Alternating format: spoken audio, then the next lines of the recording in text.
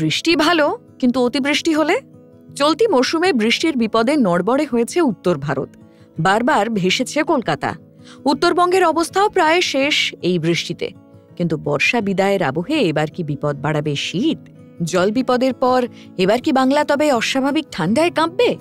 ইতিমধ্যেই সময়ের আগে বরফ পাচ্ছে উত্তর ভারত। কিন্তু কি হবে এই রাজ্যের?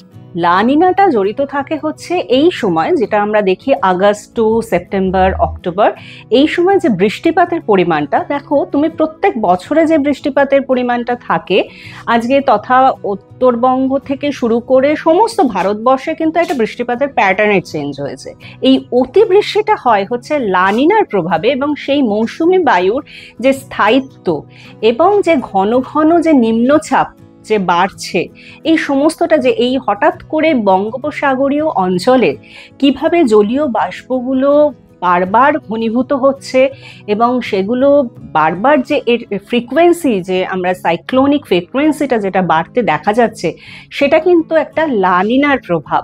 এই শীতকালেও কিন্তু ধরা যাচ্ছে যে এইভাবে যে জলবায়ুর পরিবর্তনটা সারা পৃথিবীব্যাপী হচ্ছে, তার কারণ, তার প্রভাব কিন্তু এসে পড়বে আমাদের এই শৈত্যপ্রবাহেতেও, যেটা এই শুরু হবে তোমাদের নভেম্বর থেকে ডিসেম্বর। আমরা ভারতবর্ষে যেভাবে দেখি যে শীতকাল, এবং আমাদের পশ্চিমবঙ্গে যেভাবে আসে যে শীতকালের প্রভাবটা আমরা দেখি যে জানুয়ারি মাস থেকে কিন্তু টেম্পারেচারটা অনেকটা ফল করতে থাকে। এবার যেটা প্রেডিকশনস হচ্ছে, শৈত্যপ্রবাহ প্রচণ্ডভাবেই থাকবে।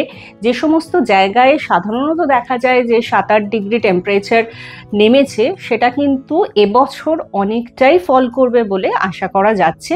এই সময় তুষারপাত হয়, এবং যে সমস্ত জায়গাগুলো আমরা জানি যে মানে এই মধ্যেই কিন্তু শুরু হয়ে গেছে। তুমি দেখতে পাবে যে নাথুলাতে অলরেডি কিন্তু একদিকে আমরা দেখছি যে অতি বৃষ্টিপাত, আর নাথুলাতে অলরেডি ভীষণভাবে কিন্তু তুষারপাত হচ্ছে, যেটা অন্য বছরে কিন্তু এই সময় থেকে শুরু হয় না।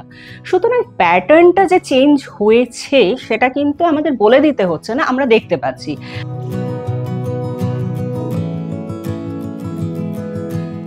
সোশ্যাল মিডিয়ার গুজব পেরিয়ে কি বলছেন আবহাওয়াবিদরা?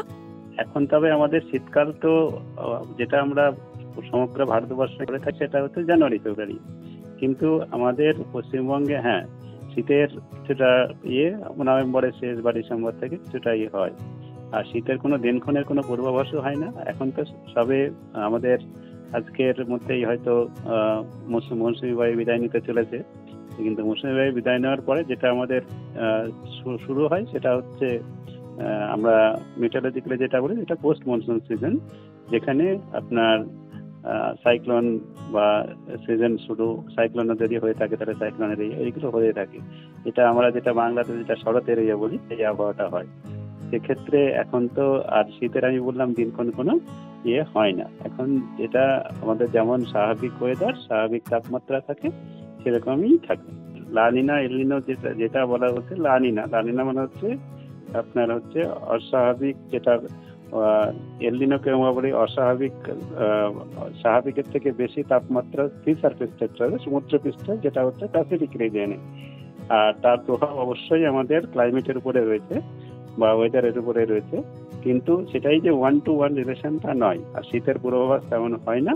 তবে আমাদের মান্থলি যেটা তাপমাত্রার পূর্বাভাস, যেটা অ্যাভারেজ পূর্বাভাস, সেটা দেওয়া হয়। আর সেটা তো এখনো শীতের তো দেরি, আমি আগেই বললাম। শীত পড়বে তো বটেই, কিন্তু মাত্রা কি হবে তা নিয়ে প্রশ্ন রয়েছে। তবুও যদি শীতে কাঁপুনি আসে, ভয় না পেয়ে সতর্ক থাকতেই বলছেন বিশেষজ্ঞরা।